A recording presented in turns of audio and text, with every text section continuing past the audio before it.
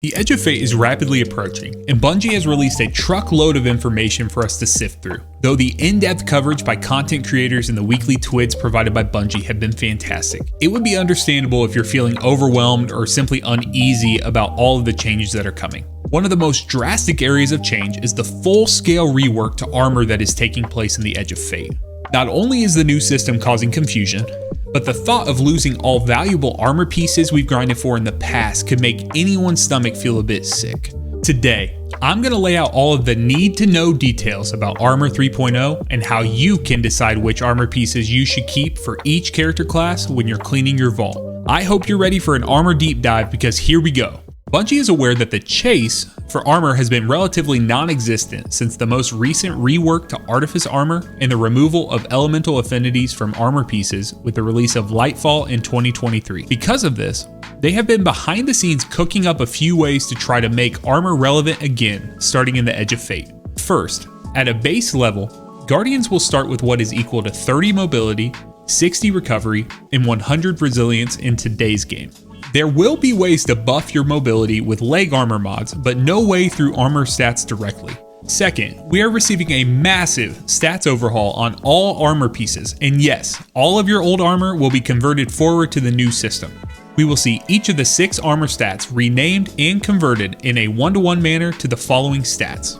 Mobility will now be weapons, resilience will now be health, recovery will now be class, discipline will now be grenades, intellect will now be super, and strength will now be melee. Along with the change to the names of these stats, there will also be a change to their core functionality, so let's discuss that now. One big change with this update is that every stat point on your armor matters now, as opposed to only mattering in sets of 10 as they currently do. This means no more tears should be shed because one of your stats ends in a number other than 0. Next, each individual stat category will uniquely benefit from every stat point from 0 to 100 and gain an additional benefit for every stat point from 101 to 200. Yes, you heard me right, our stat ceiling will be increased from 100 to 200 in the Edge of Fate. Let's break down the benefits of each stat point per category, starting with the weapon stat. From 0 to 100, you will see the benefit of improved weapon reload and handling speeds, and improved damage versus minor and major combatants. This benefit will range from 0 to 15% for primary and special weapons, and 0 to 10% for heavy weapons. From 101 to 200 points, you will see the benefit of a chance for ammo bricks you produce to contain more ammo than normal, and improved damage versus boss combatants and guardians. This benefit will also range from 0 to 15% for primary and special weapons and 0 to 10% for heavy weapons, and the bonus damage versus players ranges from 0 to 6%. Next, let's discuss the changes to the health stat. From 0 to 100, you'll see the benefit of Orbs of Power will grant between 0 to 70 healing when picked up. You will also gain flinch resistance ranging from 0 to 10%. From 101 to 200, you'll see the benefit of shields start recharging 0 to 25% more quickly and take 0 to 50% less time to fully recharge. You will also gain 0 to 20 additional shield versus combatants. For the super stat, you will see the following benefits. From 0 to 100, improved amount of super energy gained from damaging targets. Note, this stat does not change the base cooldown time of your super. Improved amount of super energy gained from external sources and any super regeneration speed scalers from other sources.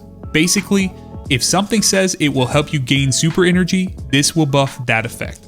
From 101 to 200, you'll see the benefit of increased super ability damage ranging from 0 to 45%. Now, let's talk about the remaining 3 stats at one time: class, grenade, and melee, as their benefits from 0 to 100 mirror each other. From 0 to 100, you will see the benefit of improved base cooldown of your ability and an improved amount of ability energy gained from external sources and any ability regeneration speed scalers from other sources. To put it plainly, if something in game says it will help you regain an ability faster, this will buff that effect. The benefits for these stats do differ from 101 to 200. For class, you will receive an overshield that ranges from 0 to 40 HP upon casting your class ability. This overshield will have a duration of 5 seconds for the thruster and dodge abilities and 10 seconds for barricades and rifts. For grenade, you will receive a damage buff ranging from 0 to 65%. For melees, you will receive a damage buff ranging from 0 to 30%. Note, the melee effect includes powered, unpowered, and glaive melees. As a final note on armor stats. If you invest minimally in a certain stat, for example, 30 or below, you will find that this results in a slower cooldown at base than was available before. If you can hit roughly 70 stat points in a particular stat, you will find that this closely matches the current game. And finally, if you find a way to reach above 100, you'll receive the benefits that we discussed moments ago.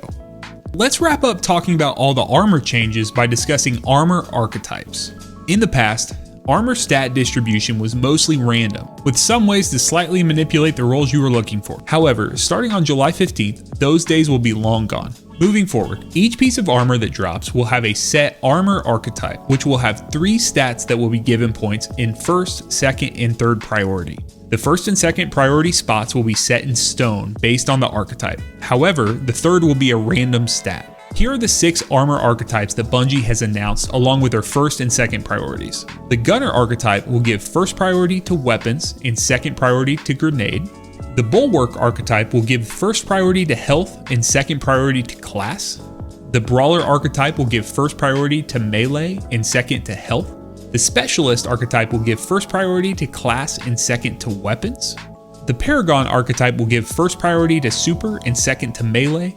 And finally, the Grenadier will give first priority to grenade and second priority to super. I am approaching this armor rework by holding on to any armor pieces that are 64 stat points or above, and that mesh well with my current playstyle depending on my character. For example, I primarily play Titan, so I know that I will benefit greatly from having high super uptime and increased damage, high class ability uptime, and high melee uptime. Knowing this, I will look at my current armor in my vault for any piece that specifically has higher stat points in intellect, recovery, and strength.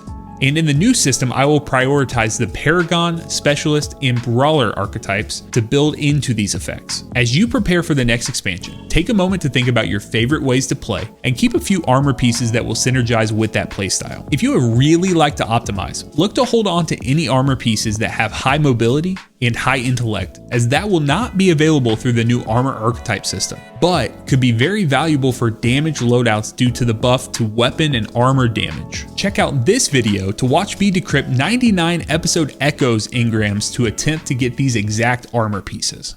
If you're enjoying this armor breakdown, please consider liking and sharing this video, and even possibly subscribing to the channel. We've discussed how the new armor system will work, and how we could bring forward our old armor into the new system. Now, let's talk about the new things to keep in mind as we begin to collect armor sets released in the Edge of Fate and beyond. Bungie heard the community and is finally implementing the classic armor set bonus system that has been a staple in Western and action RPGs for decades. All new armor sets in the game will have a unique effect when you wear 2 pieces, and an enhanced effect for wearing 4 pieces of the same set. You can also mix and match armor sets, meaning you could get a 2-piece bonus from one set by wearing a helm and arms, and a 2-piece bonus from another set by wearing the chest and legs. I like to think of these set bonuses as a similar system to how Bungie implemented origin traits on weapons in the Witch Queen, giving our loot a slight bonus to its individuality and differentiating it from other pieces in the same slot. An example of an armor set bonus that we will see in the Edge of Fate is the Bushido armor set, which will give you a bit of healing when you get a kill with a freshly drawn or reloaded weapon. You could think of this as a light version of heal clip upon kills for wearing 2 pieces of the armor. If you decided to wear 4 total pieces of the armor, you'll see that bow, shotgun, and sword final blows will temporarily reduce incoming damage, and continuing to deal damage with those types of weapons will increase the duration of the effect. Bungie is also adding a new loot tier system to all weapons and armor that is added to the game in the Edge of Fate and beyond. This system will be primarily dependent on the source of said loot, and will consist of 5 total tiers that can help you quickly understand the strength of the gear that you're inspecting. You can see from this image that the 5 tiers of armor are broken down into the following stat ranges, though they may be adjusted slightly before the expansion's released. Tier 1 will be 48 to 53 stat points. Tier 2 will be 53 to 58 stat points. Tier 3 will be 59 to 64 stat points. Tier 4 will be 65 to 72 stat points. And Tier 5, 73 to 75 stat points. Higher tiered armor will drop from higher level activities in game. And because our power level is being reset back to 10 for the start of the Edge of Fate, it will take us a while to grind all the way back up to reach power levels viable for the hardest content. One last thing I would like to note, when you're trying to calculate how many points you'll need to reach high stat numbers in the future, remember that we will have stats dropping on our class items, and they will share the same armor archetype spread as the rest of our armor. This provides us with a 5th piece that can be utilized to push our stats to the next level.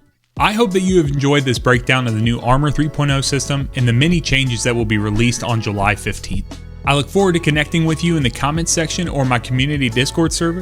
Thank you again for your viewership, and until next time, be blessed.